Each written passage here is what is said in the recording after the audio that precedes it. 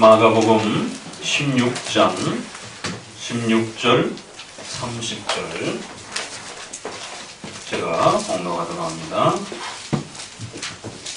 마가복음 26절입니다. 26절 30절 마가복음 4장 26절 또 가라사대 하나님의 나라는 사람이 씨를 땅에 뿌림과 같으니 저가 밤낮 자고 깨어 하는 중에 씨가 나서 자라되 그 어떻게 된 것을 알지 못하느니라. 30절이 있습니다. 또 가라사대 우리가 하나님의 나라를 어떻게 비하며 또 무슨 비유로 나타낼꼬 겨자씨 한 알과 같으니 땅에 심길 때에는 땅의 모든 씨보다 작은 것이로되. 2018년 동안 마가복음을 우리가 보았고 이제 2019년 새롭게 마가복음으로 이제 또 들어가 봅니다. 우리가 앞서서 소개받았던 것은 마가복음에서 이제 본격적으로 예수 그리스도를 통해서 우리에게 주신 구원의 이 영광스러움들을 소개하기에 앞서서 4개의 비유로 하나님의 나라가 무엇인지를 먼저 소개를 합니다. 마태복음에는 좀 더 많은 비유로 소개가 됐지만 마가복음에서는 그것을 좀 더 줄여서 씨 뿌리는 비유를 중심으로 해서 4개의 비유가 소개가 됩니다. 도대체 교회란 무엇일까? 하나님의 나라란 무엇일까? 하나님이 통치하는 세계는 도대체 어떤 세계일까? 예수님께서 우리에게 주신 이 복되고 영광스러운 하나님의 나라, 도대체 무엇을 끝으로 그렇게 주시기 위해서 이 성경을 통하여 수많은 메시지들을 우리에게 남겨주셨는가? 그 하나님의 나라는 도대체 무엇인가? 그것이 첫 번째로는 씨 뿌리는 비유를 통해서 말씀을 통하여 성장하고 자라가는, 바로 그 말씀을 통하여 구원의 이 비밀들을 깨닫고 하나님을 아는, 바로 신앙과 관련된 문제로 첫 번째 씨 뿌리는 비유를 우리가 볼 수 있죠. 그리고는 두 번째는 등불의 비유를 통해서 성도들의 신앙을 삶 속에서 어떻게 또 그렇게 온 세상에 비춰내는가. 결국 하나님의 나라는 등불과 같다라고 해서 예수님을 믿는 그러한 성도들을 통하여 이 부패하고 죄악된 세상 속에 그리스도의 빛과 영광스러움들이 온 천하만방에 그렇게 비춰지는 것, 그게 하나님의 나라라는 것이에요. 그래서 등불 비유는 성도들의 성화와 성도들의 윤리와 삶에 얼마나 중요한 것인지에 대해서 소개를 합니다.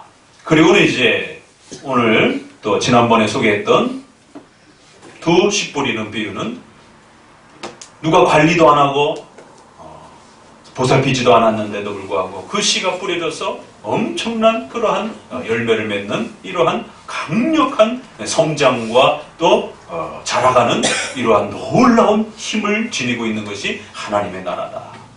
그래서 하나님의 나라는 신앙에 대한 문제와 윤리에 대한 문제, 이 두 개로 그렇게 소개를 한 겁니다. 그리고 나머지 두 개의 잘 아시는 겨자씨 비유라든가 또 누룩을 부풀게 하는 이러한 그 비유와 연결된 또 이러한 곡식이 자라가는 이 엄청난 성장력, 그래서 하나님의 나라는 막강한 힘과 능력을 가지고 있다라고 하는 그 하나님의 나라의 성질에 대해서 두 개는 소개를 합니다. 왜 우리의 선조들이 루터나 대교리 소요리 문답, 칼빈의 제네바 교리 문답, 또 하이델베르그 요리 문답, 사도신경, 십계명, 기독교를 이해하려면, 성경 전체를 이해하려면 신앙과 관련해서는 사도신경을 정확하게 이해하면 된다. 성도들이 어떻게 살아가야 될지에 대해서는 십계명을 정확하게 이해하면 된다. 신앙과 윤리라고 하는 이 두 문제를 정확하게 이해하게 되면 성경 전체를 이해한 것이요 하나님의 나라를 정확하게 이해한 것이다라고. 그 일치가 참으로 놀랍지요. 도대체 우리 선조들은 왜 어디서 이렇게 신앙에 대한 내용과 윤리에 대한 문제로 기독교 전체를 이해했는가? 결국 성경에서 복음서에서 또 이렇게 가르쳐주는 그 토대 위에서 나온 겁니다. 그래서 신앙과 관련해서는 좀 더 사도신경 형태로 요약을 해준 거고, 십계명은 성경에 있는 그대로 그냥 실어서 그거를 가르치기 시작한 것이죠. 그런데 오늘날 한국교회는 사도신경이 형식적으로 남아있어요. 그러나 그것을 정기적으로 교회 안에서 가르치는 교회는 1000교회 중에 한 교회도 있을까 말까 할 정도로 심각한 상태입니다. 그리고 십계명 교육은 1000교회 중에 1000교회 다 안 가르치는 이러한 심각한 상태입니다.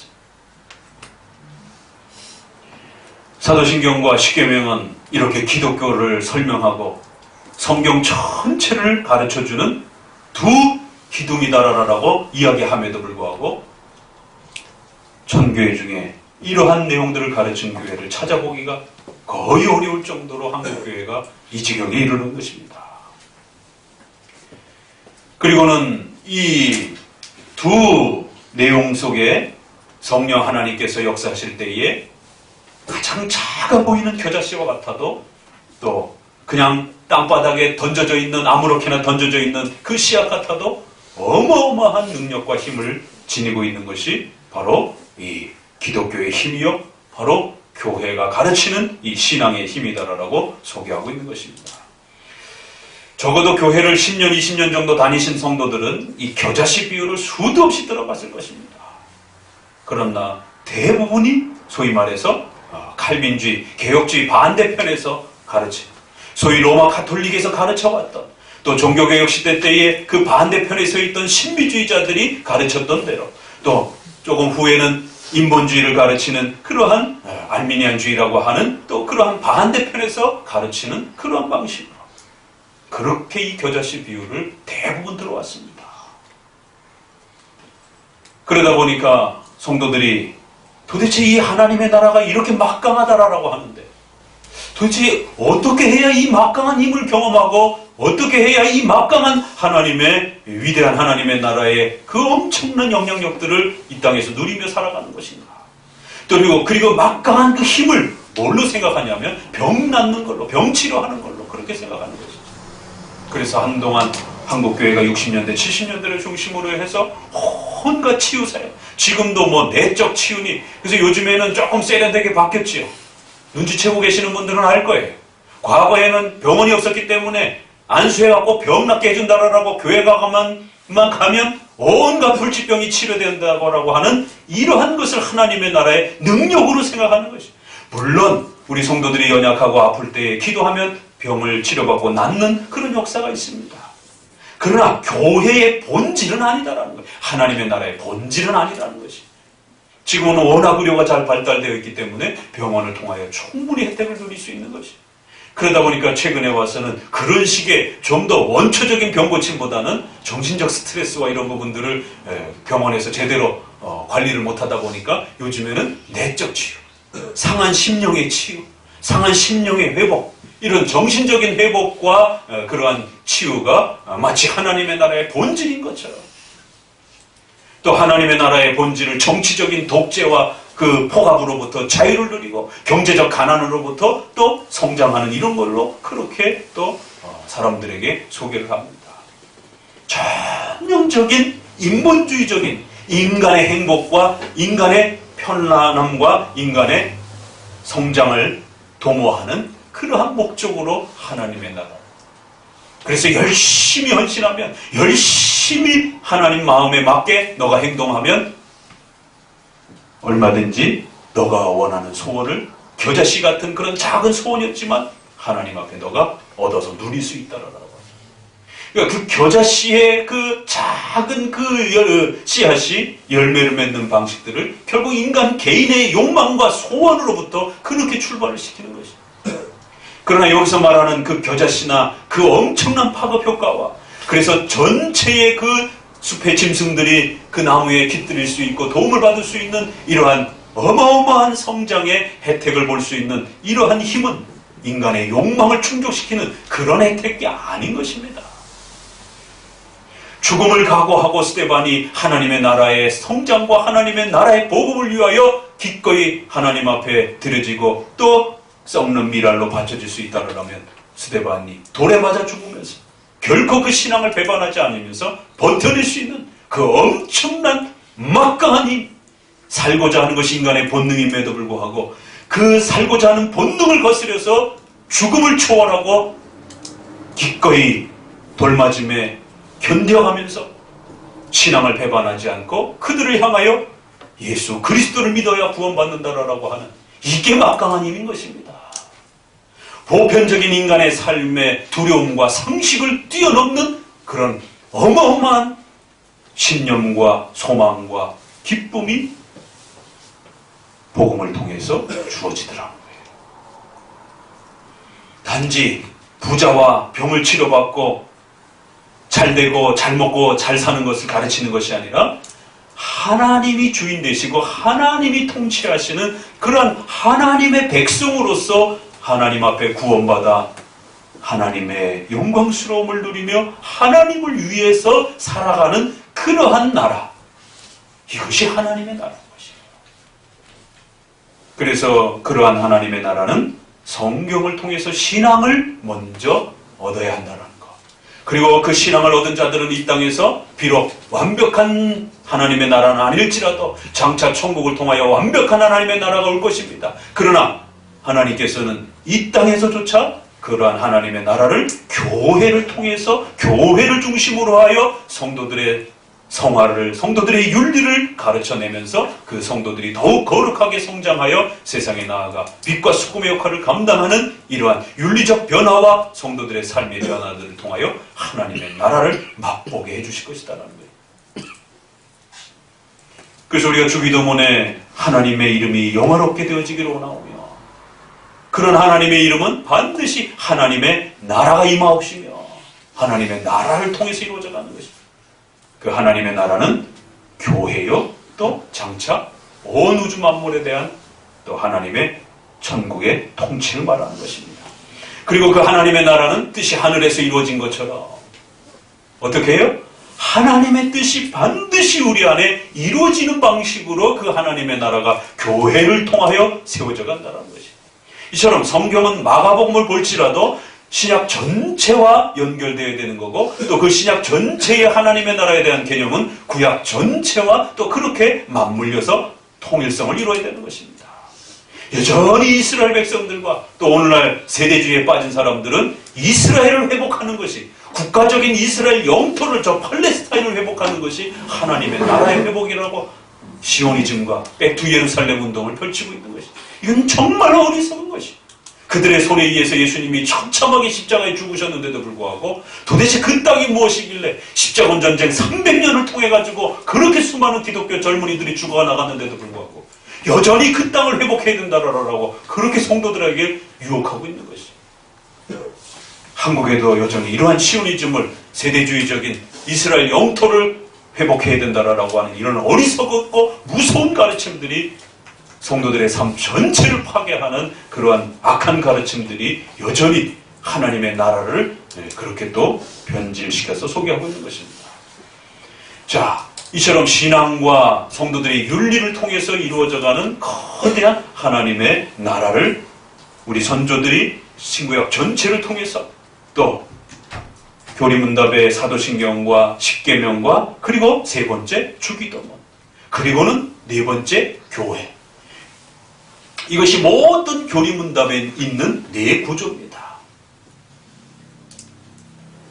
자기 마음대로 하나님의 나라를 이해하면 안 되는 것입니다. 우리 선조들이 그토록 지켜왔던 바로 그 네 핵심을 잘 따라서 하나님의 나라를 배워가는 것입니다. 소요리문답은 사도신경을 그대로 강의하진 않았지만 그것을 7대 교리로 좀 더 논리적인 체계로 완성을 해서 7가지의 교리로 사도신경을 그렇게 풀어서 설명을 한 것밖에 차이가 없습니다. 그리고는 동일하게 십계명은 또 역시 그대로 변함없이 그대로 실어놨고 또 주기도문도 여전히 그대로 남겨놨고 그리고 마지막에 소요리문답도 교회. 이거는 지난 500년 동안 지켜왔던 그러한 교회적 질서요, 성도들의 신앙을 정확하게 심어주기 위하고 바로잡아주기 위해서 우리 선조들이 그 앞선 선조들로부터 배웠던 소중한 유산들인 것입니다. 특별히 부모님들은 여러분의 자녀들이 바른 신앙 안에서 자라가게 하고 싶습니까? 달란트 시장이라든가 물론 캠프라든가 이런 거 가지고 주일학교의 여름 캠프를 가지고는 절대 여러분의 자녀를 신앙으로 붙잡아둘 수 없습니다. 한국교회가 정신 차려야 되는 것이에요. 여러분의 자녀를 바른 이 기독교 신앙으로 3대, 4대 물려주고 싶다라면 지금부터라도 하이델베르그 소유리문답을 시작하셔야 되는 거예요. 이거 등한시하게 되면 여러분의 다음 자녀 세대들이 어른이 되었을 때 금방 신앙을 떠납니다. 왜? 신앙에 대해서 배워본 적이 없기 때문에. 그냥 교회를 다닌 건지 신앙을 배운 게 아닙니다. 가짜 신앙이 있다는 것을 명심하셔야 돼요. 우리 선조들이 깨닫고 지켜오고 이것을 회복하기 위하여 로마 카톨릭과 목숨을 걸고 피 흘리며 그렇게 지켜냈던 바로 신앙의 기본들입니다. 자, 그래서 지난 마가복음에 그렇게 하나님의 나라가 무엇인지 바로 신앙을 통하여 또 윤리를 통하여 이 두 기둥을 잘 구축했을 때에 죽음을 불사할 수 있는 그런 어마어마한 신념을 갖고 이 땅에서 살아갈 수 있는, 돈과 질병과 그 어떤 것도 그 가정을, 그의 삶을 무너뜨릴 수 없는 어마어마한 힘을 갖고 하나님을 의지하면서 살아갈 수 있는 이 막강한 하나님의 나라. 바로 이제 그 하나님의 나라는 또 예수 그리스도의 구원의 역사의 그 내용들을 통해서 앞으로 계속 소개가 될 것입니다.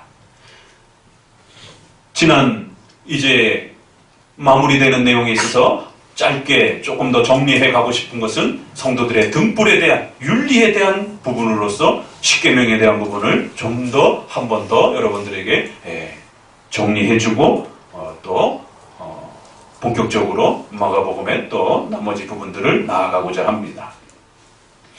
수요일 날도 또 하필 또 이렇게 잠언서가 진행되고 있기 때문에 지금 십계명이 이렇게 여러 형태로 겹쳐 있어요. 그래서 또 수요일날 들었던 분들은 다시 한번 더 깊이 새기는 또 시간으로 가지시고, 또 수요일날 듣지 못하신 분들은 십계명이 성도들의 윤리와 삶 전체를 기반을 만들어주는 소중한 기독교의 이 신앙의 틀이다라는 것을 다시 한번 기억하셔야 됩니다.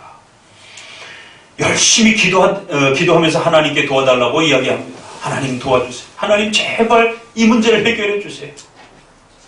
그러면서 뒤돌아서서 하나님이 싫어하는 것을 해요. 그러면 하나님이 도와주시겠습니까? 이게 신앙 교육이 되지 못했을 때의 문제점입니다. 구원받으세요. 천국으로 나아가세요. 지옥에 있으면 안 됩니다. 어떻게 지옥에서 나와야 되는데요? 그건 안 가르쳐줘요. 이러면 안 된다는 것이죠. 지옥에서 빨리 나오셔야 됩니다 라고 하면서 그 지옥에서 나오는 방법을 안 가르쳐주면 문제가 되는 것처럼, 성도들의 삶 전체가 하나님의 도우심으로 일평생 동안을 흔들림 없이 그렇게 위로받으면서 하나님과 동행하며 살아갈 수 있는 이 어마어마한 성도들의 삶이 있습니다. 그게 뭔데요? 너가 열심히 기도해서 그걸 만들어 가세요. 이러면 가짜 신앙이 되는 겁니다. 오늘 제네바 교리 문답에서도 읽었던 것처럼 그러한 것은 사람의 힘으로 만들어지는 게 아니다라는 것이, 그것은 성령 하나님의 내적 조명을 통해서 이루어지는 것이요. 그런데 그 성령 하나님의 내적인 조명은 아무 때나 아무렇게나 막 역사하시는 것이 아니라 성령 하나님께서 주신 성경 말씀, 십계명이라고 하는 자신의 뜻에 맞추어서 그 백성들이 살아가고 행동할 때에 성령의 역사가 임한다라고 그렇게 약속해 주신 것입니다. 성경의 원칙을 벗어난 상태에서는 성령 하나님께서 역사하지 않는다라는 것이, 그래서 무지한 자에게는 하나님의 은혜가 임하지 않는다라고 하는 이러한 종교개혁의 중요한 원칙이 세워지는 것입니다. 무지하면 하나님의 역사가 일어나지 않는 것입니다. 그래서 기독교는 성도들을 신앙의 무지로부터 깨우치기 위하여 온 힘을 기울여서 성경을 강의하고 교리교육하고, 또 여름 겨울에는 성경학교를 열어서 말 그대로 성경학교, 성경을 어른 성경학교, 어린이 성경학교를 통해서 일주일 보름씩 최선을 다해서 마가복음 하나, 요한복음 하나를 그 해마다 또 띄고 그 다음에 또 띄고 이러면서 넘어가는 것이, 캠프 다니고 무슨 집회하고 이런 게 아닙니다. 무지하면 하나님의 역사가 없다라고 그렇게 배워왔던 것이에요. 그래서 십계명은 하나님의 도우심과 은혜와 역사가 어떤 방식으로 일어나지고 또 어떻게 발생되어지는지를 가르쳐주는 소중한 틀이요 보호장치라는 것입니다. 도와달라고 하나님께 요청하면서 어떻게 도움받는지를 전혀 몰라요. 이런 문제가 심각해진다는 것이. 하나님께 도와달라고 요청해놓고는 뒤돌아서서 하나님이 싫어하는 것을 계속합니다. 그러면 신자라고 해서 하나님이 그렇게 다 도와주시는 게 아닙니다. 구원의 문제는, 신앙의 문제는 해결되었어도 평생토록 또 성도들이 살아가야 될 삶의 문제가 있는 것이. 그러면 그 삶의 문제들은 반드시 신앙을 기반으로 해서 십계명이라고 하는 이 울타리 안에 있을 때 보호를 받는 것이지, 성도들이 이 십계명 울타리 바깥으로 넘어가게 되면 성도조차도 징계를 받는 것입니다. 목사님도 옥상에서 뛰어내리면 죽습니다. 목사님도 차를 타고 가다가 역주행하게 해서 차 사고가 나게 되면 목사님도 죽는 것이. 하나님이 세워놓은 창조의 법칙과 윤리의 법칙과 하나님의 뜻의 법칙을 어기게 되면 모두 다 죽는 겁니다. 모두 다 징계받는 것이. 그건 일절 예외가 없는 것입니다. 그렇기 때문에 십계명은 이처럼 우리 성도들이 안전하고 하나님의 은혜와 보호를 누리면서 등불처럼 온 세상을 하나님의 이 거룩한 하나님의 뜻을 비춰낼 수 있는 소중한 틀이 된다는 사실을 기억하셔야 돼요. 그래서 지금부터라도 이 십계명에 대한 이 소중함들을 기억하고 깨닫는 지금부터라도 서점에서 십계명과 관련된 책들을 난이도별로 구하셔가지고 열심히 읽으시고, 가정에서도 자녀들하고 교육하면서 읽으시고, 또 암기하시고, 또 공부도 하시고 물어도 보고, 좀 이 십계명에 대한 연구들을 지속적으로 해나가셔야 됩니다. 사도신경을 잘 깨달으면 지옥으로부터 구원받는 이 비밀을 잘 이해할 수 있는 것입니다. 그러나 십계명을 모르면 이 땅에서 아주 혹독하고 고된 삶을 살 수 있다는 사실을 기억하셔야 됩니다. 비록 십계명은 구원의 조건은 아니에요. 십계명을 구원의 조건으로 삼는 또 최근에 이러한 잘못된 가르침들이 한국교회를 지금 휩쓸고 있습니다. 칭의론이 지금 망가져가지고 예수 그리스도의 은혜로 칭의 구원받고 의로워진다라고 하는 한국교회가 100년 동안 지켜왔던 이 가르침도 이제 성도들의 착한 행실과 선행으로 유지해야만이 이 칭의가 유지가 된다라고 하는 공로사상, 선행칭의, 행위구원이라고 하는 이런 로마 카톨릭의 가르침이 다시 등장을 해서 지금 한국교회를 쑥대밭으로 만들고 있습니다. 십계명, 윤리를, 선행을 구원의 원인으로, 조건으로 가르치기 때문에 그런 것이에요. 구원의 원인과 조건과 근거는 오늘 제레마 교리문답에서 읽었던 것처럼 예수 그리스도의 십자가의 은혜를 통한 믿음으로의 의롭게 된다는 사실을 절대 놓쳐서는 안 됩니다. 십계명은 믿음의 원인과 근거가 아니라 믿음의 열매인 것이에요. 이것이 종교개혁이 회복해준 오직 믿음으로 구원받고, 그리고 하나님의 영광을 위하여 십계명을 기본으로 해서 살아라. 이게 종교개혁이 회복한 가장 중요한 기독교의 핵심 문장입니다. 그런데 많은 사람들이 오직 믿음으로 이것만 기억을 해요. 오직 믿음으로 구원받아 하나님의 영광을 위하여 살아라. 그럼 어떻게 하나님의 영광을 위하여 살 수 있습니까? 십계명을 기본으로 해서 살면 된다는 것입니다.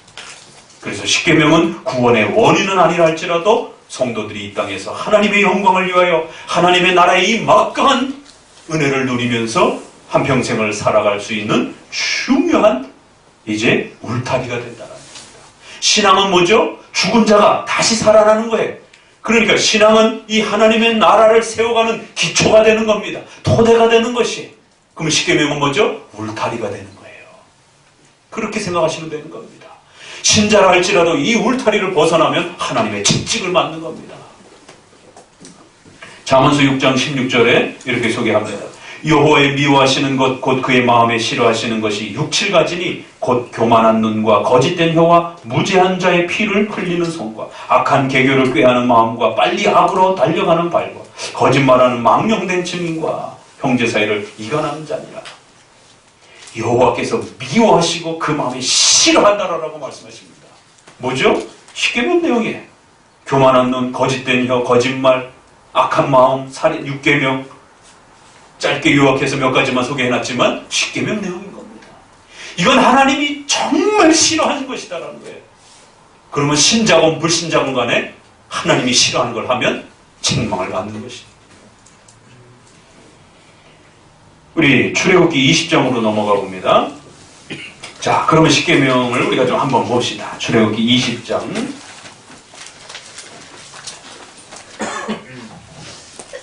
하나님의 나라를 건설하고 세워가는 중요한 이 울타리가 되어지는 바로 이 10계명을 통한 이러한 하나님의 나라의 위대한 삶을 이번 계기를 통해서 아주 깊이 있게 새기시길 바랍니다.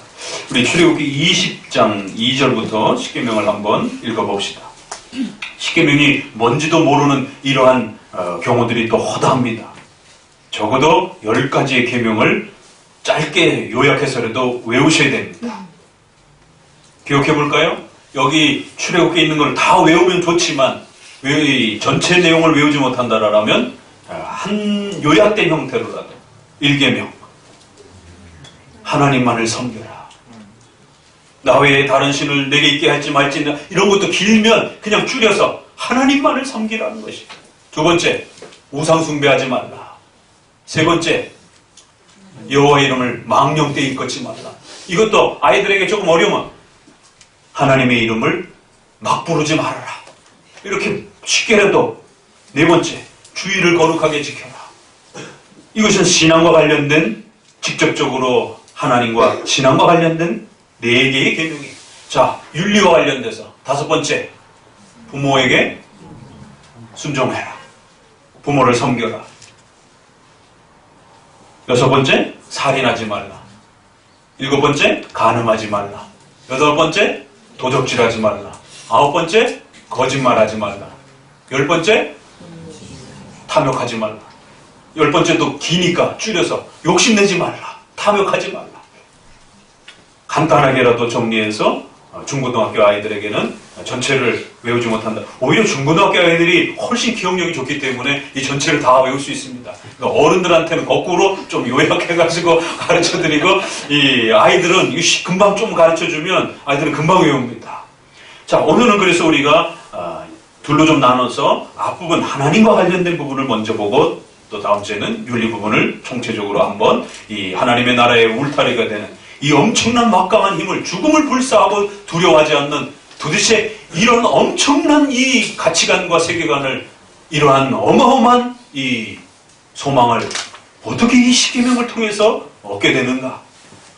이번 계기를 통해서 하나님의 나라의 이 위대함들을 배워보시기 바랍니다.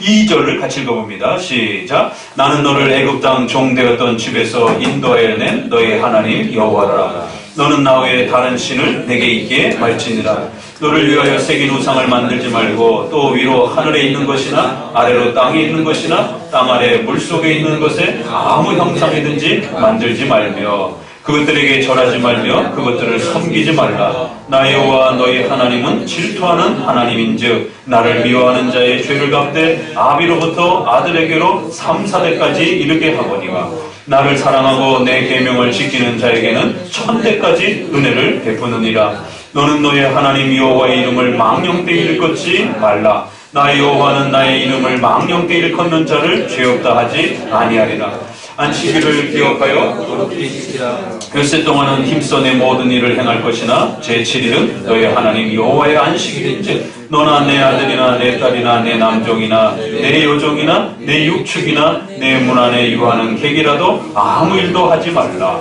이는 엿새 동안에 나 여호와가 하늘과 땅과 바다와 그 가운데 모든 것을 만들고 제7일에 쉬었습니다. 그러므로 나 여호와가 안식일을 복되게 하여 그날을 거룩하게 하였느니라. 내 부모를 공경하라. 그리하면 너의 하나님 나 여호와가 내게 준 땅에서 내 생명이 길리라. 살인하지 말라. 간음하지 말지니라. 도적질하지 말지니라. 내 이웃에 대하여 거짓 증거하지 말지니라. 내 이웃의 집을 탐내지 말지니라. 내 이웃의 아내나 그의 남종이나 그의 여종이나 그의 소나 그의 나귀나 무릇 내 이웃의 소유를 탐내지 말지니라. 10계명을 읽어보신 기억이 있으십니까? 오래되어 있다라면 심각하신 것이에요. 이번 계기를 통해서라도 이 십계명을 회복하셔야 됩니다. 500년 동안 우리 한국교회가 잃어버린 정말 소중한 보물입니다. 유럽과 교회사적으로 잃어버린 보물이에요. 요한일서에 보게 되면 이렇게 표현을 합니다.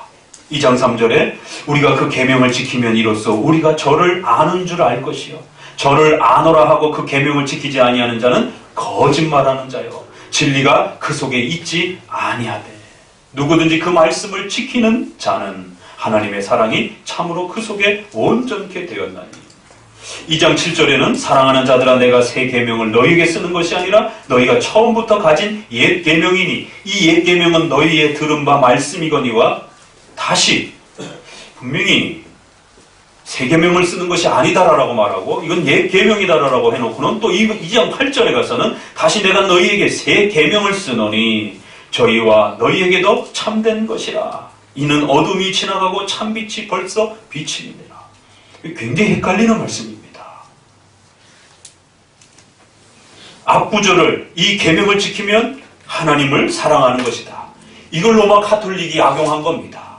그래서 선행과 인간의 착한 행실과 이런 것들이 쌓여야 공로로 쌓여야 구원을 받는다는 것입니다. 지금 한국교회도 이런 식으로 대형교회 부패와 한국 기독교의 부패를 핑계 삼아가지고 이제는 기독교가 적어도 정의와 인권과 이런 면에서 바르게 행동해야 그래도 나름대로 구원받았다라고 말하지 이렇게 성도들의 윤리와 행실이 엉망인데 어떻게 구원받을 수 있느냐라고 이런 식으로 치고 들어오는 것입니다. 성도들의 윤리와 대형교회 부패를 지적하려면 다른 관점에서 비판을 해야지 구원의 관점에서 비판하면 안 됩니다. 칭의의 관점에서 비판하면 안 되는 것이 성화의 관점에서 비판하면 되지만 칭의의 관점에서 그걸로 구원받는 건 아니기 때문이에요. 예수 그리스도의 피로 구원받는 것이지 대형교회가 좀 더 정화됐다고 해서 성도들의 윤리가 좀 더 바르게 세워졌다고 해서 그래서 구원이 오는 건 아니에요. 그러니까 요한일서의 이 말씀도 여전히 자칫 읽으면 계명을 구원의 원인처럼 이렇게 읽어낼 수가 있다는 것이죠. 그래서 요한일서나 야고보서는 구원의 원인을 가르치는 게 아니라 성화의 중요성을 촉구하는 겁니다. 방향을 잘못 읽으면 큰일 나는 것이. 그래서 이것은 옛 계명이기도 하고 새 계명이기도 하고 한 번은 옛 계명이라고 했다가 그러나 이제 내가 다시 너희에게 새 계명을 쓰노라 라고 하면서 너희에게는 옛 계명이면서도 또 너희의 심령이 새로워지면 새로운 계명처럼 그렇게 너희에게 다가올 수도 있다는 것이. 말 문장이 굉장히 이렇게 역설적인 표현을 쓰다 보니까 이게 옛 계명이라는 말이야, 이게 새 계명이라는 말이야, 이게 헷갈리기도 하지만 사실은 십계명 하나를 두고 그렇게 기록은 그 옛날에 기록되어 있기 때문에 내가 지금 너희에게 가르치는 이러한 중요한 원리들은 옛날부터 있었던 거다라는 거예요. 그러나 너희의 심령이 새로워지지 않는다라면 그거를 지킬 수 없다라는 거죠. 그래서 이제 너희가 심령이 새로워져서 예수 그리스도로 새로워졌기 때문에 이제는 그 십계명이 새 계명처럼 너희에게 그렇게 또 다가올 수도 있다라는 거예요. 그래서 십계명은 옛 계명이기도 하고 또 새 계명이기도 하고 4장 21절에 보니까 우리가 이 계명을 주께 받았으니 이러면서 5장 2절에 우리가 하나님을 사랑하고 그 계명들을 지킬 때에 이로써 우리가 하나님의 자녀 사랑하는 줄을 아느니라. 하나님을 사랑하는 것은 이것이니 우리가 그의 계명을 지키는 것이라. 그의 계명들은 무거운 것이 아니로되. 이처럼 성경 곳곳에는 신약이나 구약이나 십계명이 얼마나 소중한 것인지에 대해서 거듭거듭 강조합니다. 복음서는 거의 한 3분의 2 정도는 복음에 대한 이야기들이고 나머지는 십계명에 대한 이야기입니다. 마태복음, 산상순 5, 6, 7장에 나오는 그거 다 십계명에 대한 이야기입니다. 팔복에 대한 이야기, 그거 다 십계명에 대한 이야기들이에요. 그리고는 이제 서신서로 넘어가게 되면 에베소서 1장부터 3장까지는 구원의 신앙에 대한 문제고 4장부터 6장까지는 십계명에 대한 이야기예요. 거기 다시 내 부모를 공경하라, 살인하지 말라 이 얘기 또 나옵니다. 고린도전서 모든 서신들이 다 그렇습니다. 로마서는 1장부터 11장까지가 구원에 대한 내용이고 이제 로마서 12장 1절부터 이제 너희는 마음으로 새롭게 변화받아라 라고 하면서 세속적인 세상적인 그러한 마음을 받지 말고 오직 하나님의 선하시고 기뻐하시는 뜻이 무엇인지를 분별하여 너의 몸을 산제사로 하나님 앞에 바쳐라. 그러면서 이제 13장은 국가관, 14장은 이제 신앙의 양심에 대한 먹는 문제, 음식에 대한 문제, 윤리에 대한 문제가 쏟아져 나오는 것입니다. 이처럼 성경 전체는 신앙과 십계명의 틀로 구성이 되어 있는 것이에요. 그래서 대우리 문답에는 바로 이것을 도덕법이라 이렇게 표현했고, 바로 그 도덕법은 인류 전체에게 하나님이 던져놓은 그러한 영원한 하나님의 뜻을 나타내는 것이다 라고 이렇게 소개했던 것입니다. 자, 십계명의 4개를 먼저 봅시다. 우리 주보에 여러분에게 이해를 돕기 위해서 함께 실어놨습니다.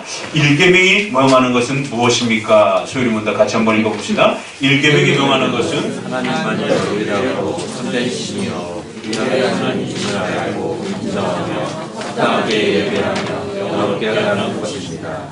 1계명은 10계명 전체를 지배하는 가장 근원적 계명이요 핵심입니다.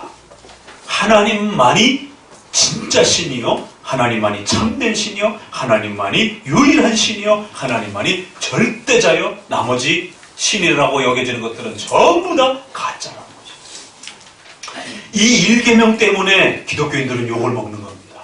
이 1계명 때문에 기독교가 수많은 다른 종교들로부터 비난과 손가락질을 받는 것이 어쩔 수 없습니다.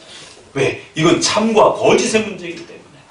우리 성도들이 줄을 서는 걸 양보한다든가, 다른 사람들에게 조금 더 착하게 행동을 한다든가, 이런 부분에서는 욕을 먹으면 안 돼요. 그러나 이 1계명 때문에 욕을 먹는 건 어쩔 수 없습니다. 지옥에 가는 것을 멀쩡히 알고도 그냥 둘 수는 없는 것이에요. 절 다니면 지옥 간다라고 얘기를 해야 되는 것입니다. 예수님 믿지 아니한다라면 지옥 간다라고 이야기해 줘야 되는 것이에요. 어떤 핍박과 어떤 조롱을 받는다 할지라도 성경에서 말하는, 기독교에서 말하는 예수 그리스도를 통하여 성부 하나님을 믿고 섬기지 않는다라면 멸망에 이른다라고 얘기해야 되는 것입니다. 하나님만이 스스로 존재하시는, 출애굽기 4장에 있는 것처럼 성경에 있어서 가장 어려운 몇 구절이 있는데 그 중에 하나가 출애굽기에 하나님을 누구라 해야 됩니까? 백성들이 물으면 하나님을 도대체 어떤 분이라고 얘기를 해야 됩니까? 눈에 보이지도 않지요, 잡을 수도 없지요. 도대체 하나님을 어떤 분이라고 얘기해야 됩니까? 우리 막내가 9살짜리가 하나님은 영이시니 하니까 소유리 문답에서 영이 뭐야? 이 질문을 처음부터 하는 거예요. 어린 나이지만 왜 하나님을 영이라고 불러? 영이라는 도대체 뭐예요? 그러면 간단하게 아이들 마음속에 하나님은 영적 존재이기 때문에 눈에 안 보인다라는 것, 거기로부터 시작하는 것이. 그래? 그러면 하나님은 언제 존재했어? 참 신기한 게 그 아주 어린 아이도 하나님은 어떤 존재인가? 하나님은 어떻게 존재했을까? 하나님은 남자일까 여자일까? 하나님은 어떻게 존재했을까? 하나님은 그럼 어떻게 태어나셨을까? 하나님은 태어나시는 게 아니야. 하나님은 어디서 생기는 게 아니야. 너는 엄마 아빠한테서 생겼지? 그럼 하나님은 어디서 생겼어? 이게 어린아이에게도 굉장히 깊은 질문이고 궁금한 것이에요. 그런데 이것은 어른들도 쉽게 해결할 수 없는 그런 질문입니다. 도대체 하나님은 어디서 오셨지? 하나님은 언제부터 존재하셨지? 하나님은 어디로부터 존재하셨지? 그래서 성경은 어디로부터, 시공간에 대해 어느 시점부터 모든 것을 부정하는 것이에요. 하나님은 시간과 공간과 그 어떠한 물체로부터 그렇게 하나님은 출발하는 게 아니라는 거예요. 하나님은 그냥 하나님이라는 거예요. 하나님은 스스로, 우리 번역에서도 스스로 존재하는 자, 그냥 하나님은 있는 자 이런 뜻이에요. 우리 번역에는 스스로 있는 자 이렇게 돼 있는데 그냥 하나님은 계신 분이다라는 거예요. 나머지는 가짜다라는 거예요. 그냥 하나님만이 우주 만물과 창조가 되기 전에 그 영원 시간부터, 영원이 도대체 얼마만큼 긴지 우리는 알 수가 없어요. 창조부터 지금 24시간을 중심으로 해서 그 정도 우리는 계산하는 거예요. 그러나 그 창조 전에는 영원한 세계요 시간이 없는 그냥 영원한 시간이요 영원한 세계라고 말합니다. 그럼 도대체 하나님은 언제부터 존재했어? 그걸 물을 수가 없어요. 하나님 어디로부터 존재했어? 그걸 물을 수가 없다라고 말합니다. 그냥 하나님은 스스로 존재하시고 나머지는 다 가짜라는 것입니다. 그런데 어리석은 인간들은 마치 하나님 외에 다른 여러 종교와 신이 있는 것처럼 그렇게 생각하는 것입니다. 그래서 로마서 1장의 그 유명한 말씀처럼 하나님을 알만한 것이 온 만방에 핑계할 수 없을 정도로 그렇게 분명함에도 불구하고 어거지로 인간은 하나님 외에 다른 신을 섬기려고 우상과 미신에 빠져서 그렇게 살아간다는 것입니다. 짐승은 절대로 신에 대해서 두려워하거나 그렇게 갈망하거나 찾지 않습니다. 그런데 왜 인간만이 그토록 하나님을 찾지 않아도 그렇게 미신과 온갖 종교에 빠져서 신을 그리워하고 신을 찾느냐 말이에요. 그것은 바로 인간이 종교적 존재요 하나님이 창조해 놓으셨기 때문에 그런 거죠. 그래서 1계명은 하나님만이 유일한 참된 신이요 그렇기 때문에 그 하나님만을 알고 인정하고 예배하고 영화롭게 하라는 것입니다. 이 단어들을 잘 새겨 들으셔야 돼요. 어디로부터 출발하죠? 알고부터 출발하는 거예요. 제네바 교리문답과 소유리문답이 이래서 일치가 되는 겁니다. 기독교는 그 하나님을 어떻게 한다고요? 교리로부터, 성경으로부터 일단 알아야 되는 것입니다. 지식적으로 먼저 배우셔야 되는 거예요. 근데 그 알미 단지 외우고 공부하는 그런 단순한 학문적 수준이 아니라 성경을 배우기 시작하게 되면 그 가르침들이 내 마음속에 수긍이 돼요. 성경의 가르침을 우리 아이들에게 처음에 가르쳤을 때는 이거 무슨 소설 아니야? 뭐 오만 가지 기적과 같은 수많은 이런 이야기들을 아이들이 처음에 접할 때는 이건 뭐 소설 아니야? 판타지 아니야? 이렇게 느낍니다. 그러나 이 성경의 가르침을 차근차근히 가르치기 시작하게 되면 어느 순간에 그런 하나님이 존재하시고 그런 하나님의 역사를 수긍하기 시작합니다. 그래 하나님이 계시지. 그런 하나님이 그런 역사를 이루셨구나. 그게 마음에 인정이 되어집니다. 그럼 인정이 되어지게 되면 그 다음부터 어떻게 돼요? 그 하나님이 무서워지기 시작하는 거예요.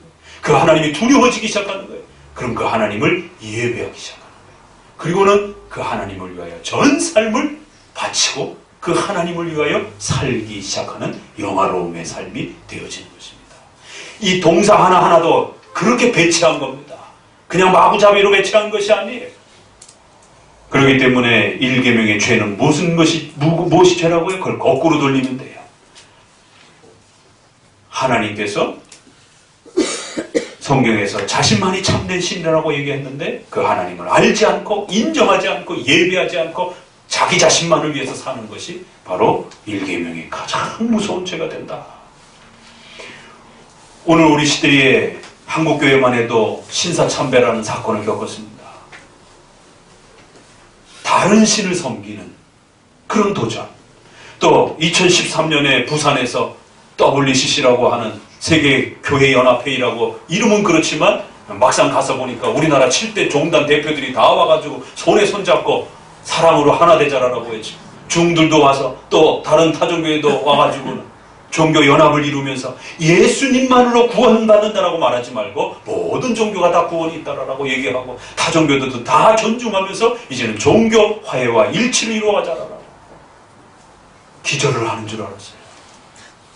저는 반대하기 위해서 신학자로 참여를 했지만 거기에 수많은 한국의 기라성 같은 한국의 80% 이상의 교단과 우리가 잘 아는 그런 교단들과 대형 교회들이 참석을 해서 잘 아시는 것처럼 조영규 목사와 김상환 목사가 대표회장이 돼서 50억이 넘는 그러한 재정을 성도들의 헌금을 가지고 투여를 해가지고 그 행사를 치렀어요. 그러면서 하는 말이 성명서가 바하르 선언문에 나오니 개종 전도 금지, 기독교로 전도하지 말라라는 거예요. 왜? 다른 종교에도 구원이 있기 때문에. 1계명을 위협하고 도전하는데도 기독교가, 교회가, 성도가 저항하지 않는 것이죠. 오히려 기독교인들이 적극적으로 하나님 외에 다른 신을 인정하는 이러한 행동들을 끌어들이는 것입니다. 1계명을 어기게 되면 나머지 모든 것이 망가지는 것입니다. 그래서 그때 참여했던 저와 더불어 신학자들은 한국교회가 앞으로 길게는 10년, 짧게는 5년 안에 어마어마한 하나님의 징계와 책망을 받을 것이다. 신사참배의 38년 가결 이후에 결국 우리나라는 잠깐 해방을 맛봤지만 6.25라고 하는 이 땅에 그 어떤 전쟁보다도 가장 많이 죽고 가장 많은 고통을 겪는 전쟁의 참화를 겪었습니다. 이걸 어찌 우연이라고 부를 수 있냐. 하나님 외에 다른 신이 있는 것처럼 인정하는 것을 교회가 나서서 앞서서 그렇게 신사참배의 행동들을 했단 말이에요. 교회가 일계명에 흐트러지게 되면 징계를 받습니다. 구약의 북이스라엘, 남유다 징계받는 거 보세요. 바벨론에 포로 잡혀가는 거 보세요. 자식들이 산채로 땅바닥에 내어침을 당하고 그 귀족들과 왕들은 눈이 빼어져서 쇠고랑을 개처럼 그렇게 묶여서 바벨론으로 끌려가는 교회가 그렇게 벌을 받았어요. 일계명에 무너지니까 자꾸만 북쪽에 다른 종교 끌어다가 제단 쌓고 거기에 예배드리고 그러면서도 하나님 또 섬기는 거예요.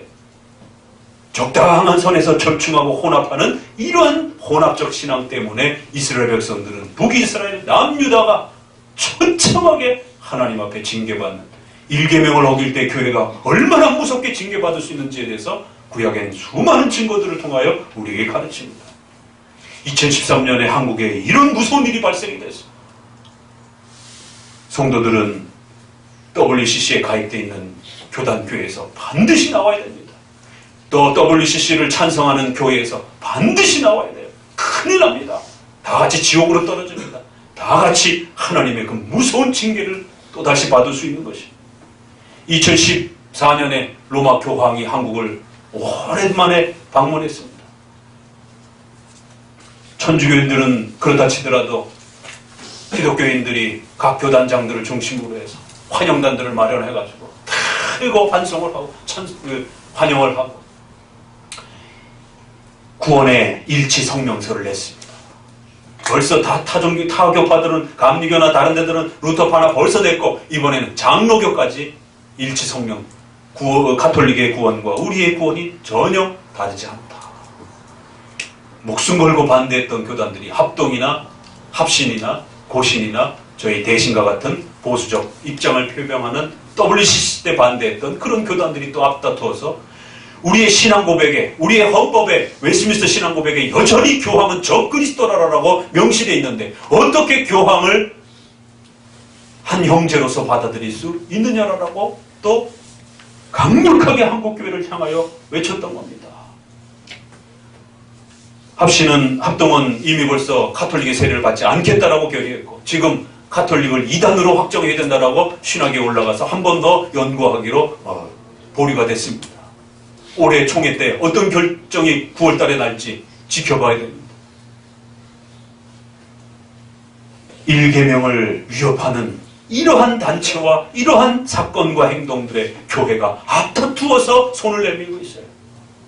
오직 예수 그리스도만으로 구원받는다라고 하는 이 한국교회가 목숨처럼 지켜왔던 이런 구원관, 이것도 최근에 2015년을 중심으로 해서 세간점 학파나 김세웅 목사라고 하는 이런 분들을 통해서 칭의론을 선행으로 유지해야 된다라고 하는, 은혜로 구원받고 난 이후에도 여전히 선행을 통해서 유지하지 아니하면 다 지옥 갈 수도 있다라고 하는, 한국교회가 그토록 위험시했던 잘못된 구원 칭의론이 또다시 한국교회에 펼쳐지고 동영상과 유튜브를 통해 가지고 수많은 목회자들과 젊은 교회 성도들이 세미나에 어마어마하게 참여를 합니다. 그래서 저희가 그 팀들이 다시 또 모여가지고는 한국교회의 김세훈 목사의 또 미국에 지금 불고 있는 세관점이라고 하는 새로운 칭의 관점이라고 하는 이 가르침이 한국교회에 들어오면 한국교회 다 죽습니다. 선행을 통해서 자신의 구원을 유지해야만 천국 갈 수 있다라고 하는 이 선행 구원을 가르치게 되면 한국교회 다 죽습니다. 또다시 저희가 신학자들이 나서서 경고하고 이건 비성경적이고 반기독교적이고 일계명을 깨트리는 오직 하나님, 오직 예수 그리스도, 오직 믿음으로 구원받는다라고 하는, 오직 믿음으로만 하나님을 예배할 수 있다라고 하는 이 근원적인 기독교의 근본을 무너뜨리면 한국교회 다 죽습니다. 라고 또 경고했던 것입니다. 적어도 1계명은 그런 것입니다. 그런데 이러한 10계명을 가르치질 않다 보니까 저분들은 왜 저렇게 자꾸 한국교회를 위해서 자꾸 야단치고 쓴소리를 하는 거야 도대체. 서로 잘 사이좋게 지내자라고 하는데 왜 그렇게 자꾸만 불협화음을 일으키냐라고. 1계명은 천국과 지옥의 문제예요. 참과 거짓의 문제이기 때문에 목숨을 걸고라도 진짜를 얘기를 해줘야 되는 겁니다. 가짜를 섞어가지고 성도들한테 먹일 수는 없는 겁니다. 말할 수는 없는 것이. 2계명으로 또 넘어가 봅시다. 2계명 같이 읽어봅니다. 2계명이 명령하는 것은 하나님께서 말씀으로 정하신 모든 종교적 예배와 규칙을 받아 지키며 순수하고 완전하게 보존하는 것입니다. 자, 그럼 이러한 1계명의 이런 강력한 신본주의, 하나님의 절대 주권적인 이런 신앙, 이런 신앙을 어떻게 배울 수 있습니까? 2, 3, 4는 바로 이 1계명의 이러한 하나님의 절대 주권적 신앙과 신본주의라고 하는 이러한 유일한 참된 신을 가르치는 이러한 강력한 기독교적 이 신관을 어떻게 우리가 간직하고 배울 수 있는가? 이것은 성경이 가르친 그 예배의 방식을 그대로 보존하면서 그렇게 가야만이 배울 수 있는 거라는 거예요. 형상의 문제를 2계명은 지적합니다. 이 위대하신 하나님을 어떻게 배워야 되느냐? 형상과 이미지로 만들어서 아이들에게 가르치거나 성도들에게 가르치지 말라라는 거예요. 그렇게 가르치기 시작하게 되면 처음에는 예수님이 십자가에 우리를 위하여 이렇게 십자가에 돌아가셨어? 이러면 처음에는 그것이 이해되어지기 쉬운 것처럼 보여지지만 아이들의 마음속에 이 절대 주권적인 하나님이 각인되어지지 않는다라는 거예요. 형상과 이미지 문제는 교회가 2000년 동안 싸운 문제입니다. 그런데 지금 1000교회를 골라가지고 999교회를 보게 되면 온갖 앞에 강대상 앞에다가 또 교회 안에다가 교회 바깥에다가 수많은 예수님 그림에다가 또 성부 하나님, 성령 하나님에 대한 이런 온갖 이미지와 형상들이 가득가득한 겁니다. 도대체 여기가 카톨릭 성당인지 교회인지 구분이 안 될 정도로. 그러면 1계명의 그 위대한 하나님 주권적 신앙을 배울 수 없다라는 거예요. 그렇게 눈으로 듣는, 눈으로 보고 느끼는 감각적인 교육을 통해서는 절대로 성경에서 말하는 이 1계명의 신앙의 가치를 배울 수 없다라고 말하는 겁니다. 그래서 하이델베르그 요리문답에도 어떤 형태로든 신의 형상을 만들지 말고 말씀을 통하여 명령하신 방법과 다르게 그를 섬기지 말라라는 것입니다. 그러면 아무 형상도 만들지 말라는 것입니까? 네. 일반 그림은 그릴 수 있어도 하나님과 관련된 그림은 절대로 그림이나 조각으로 만들지 말라는 거예요. 98문, 그렇다면 그 형상들을 교회에서 학습 보조 교재로 사용하는 것도 안 됩니까? 네, 그렇습니다. 그건 우상숭배에 해당됩니다. 우상숭배란 이미지 숭배, 이미지로 하나님을 예배한다 이런 뜻이에요. 이스라엘 백성들이 금송아지를 만들어 놓고 봐라 이것이 하나님이다. 그러니까 하나님이 우리 곁에 있으니까 자 이제 예배드리자. 그들은 결코 하나님을 버리지 않았습니다. 하나님을 예배하고는 싶은데 하나님이 눈에 보이지 않느냐 하니까 뜨겁질 않은 거예요. 확신이 없는 거예요. 그러니까 하나님의 어떤 이미지를 하나 만들어 놓고 아 이제 하나님이 우리랑 함께 계시는구나 안정감을 누리는 거예요. 그런 식의 접근은 1계명에서 말하는 유일하시고 절대 주권적인 이러한 신을 배울 수 없다라는 겁니다. 그런데 한국교회가 카톨릭화되어가고 있어요. 점점 교회가 화려해져 가고 있습니다.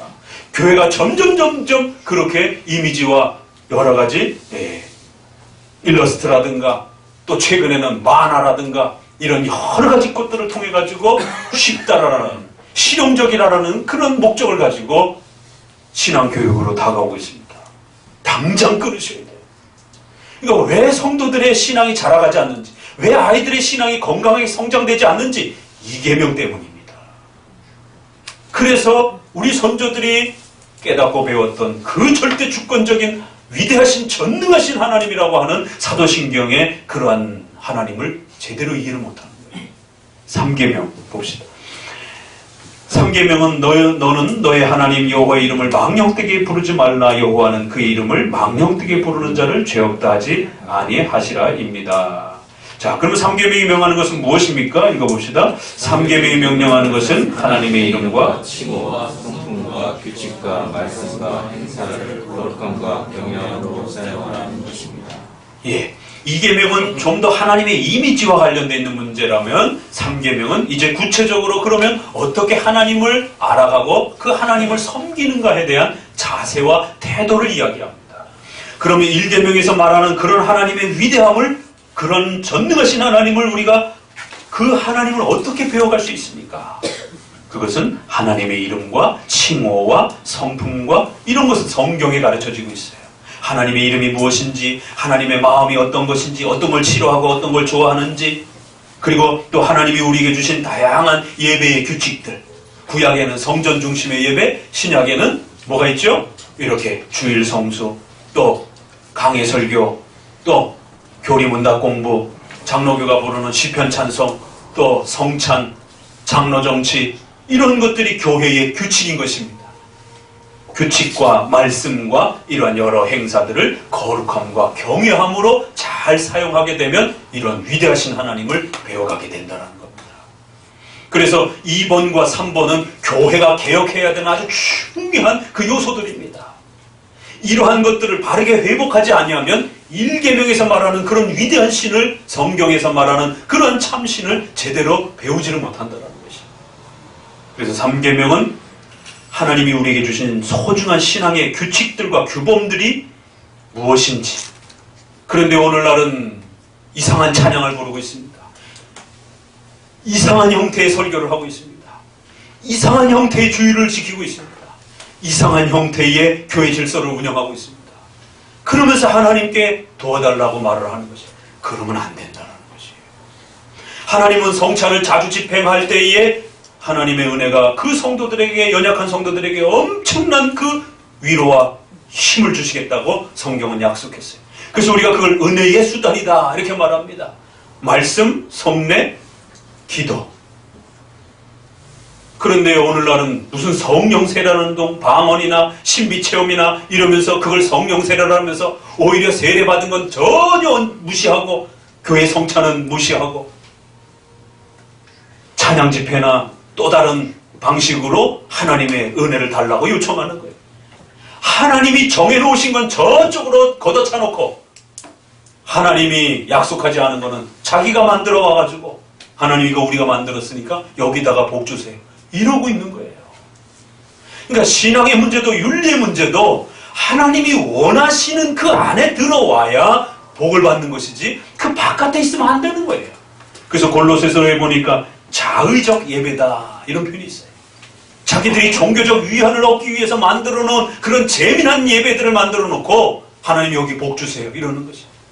하나님은 그런 방식으로는 복을 안 주고 하나님이 원하시는 예배를 너희가 따라할 때 그 안에서 하나님을 배워가게 될 때 복 주겠다 이렇게 약속을 해놓은 거예요. 그래서 구약에는 그 성전 외에 다른 데서 예배드리는 건 하나님이 절대로 받으시지도 아니하시고 임하시지도 않는 겁니다. 그게 구약의 모범입니다. 오늘날은 성전은 없어졌지만 참된 예수 그리스도의 희생을 통해서 그리스도의 말씀을 듣고 그 그리스도의 십자가의 죽으심을 기념하는 또 성찬에 또 이러한 부분들을 세례와 성찬을 집행하는 것입니다. 3계명은 우리가 어떻게 신앙생활을 해야 되는지에 대한 아주 중요한 그 신앙의 요소들이 무엇인지들을 가르쳐주는 거예요. 이걸 회복하지 아니하면 성도들의 신앙 자라가지 않습니다. 하이델베르그 요리문답에는 성찬과 관련해서 뭐라고 얘기를 하냐면 성경은 우리의 신앙을 시작하게 만들고 성찬은 우리의 신앙을 강하게 성장시킨다. 이렇게 표현을 합니다. 그래서 성도들이 성찬에 제대로 참여 안 하게 되면 그게 뭐예요? 성도들 신앙이 안 자라가요. 오후 찬양 집회 1시간, 2시간 불러 제킨다라고 해서 성도들의 신앙이 뜨겁게 자라는 게 아닙니다. 이게 착각이에요. 성찬을 자주 집행해야 성도들의 신앙이 자라가는 겁니다. 왜? 그게 하나님이 약속한 거기 때문에. 세상의 종말이 올 때까지 이것을 시행하여 기념하라 라고 그렇게 말씀하신 것이에요. 찬송을 2시간, 3시간씩 부를 때 내가 너희들의 가운데 역사하시겠다 이렇게 말하지 않았습니다. 물론 찬송도 필요합니다. 그러나 은혜의 기본수단은 아니라는 것이에요.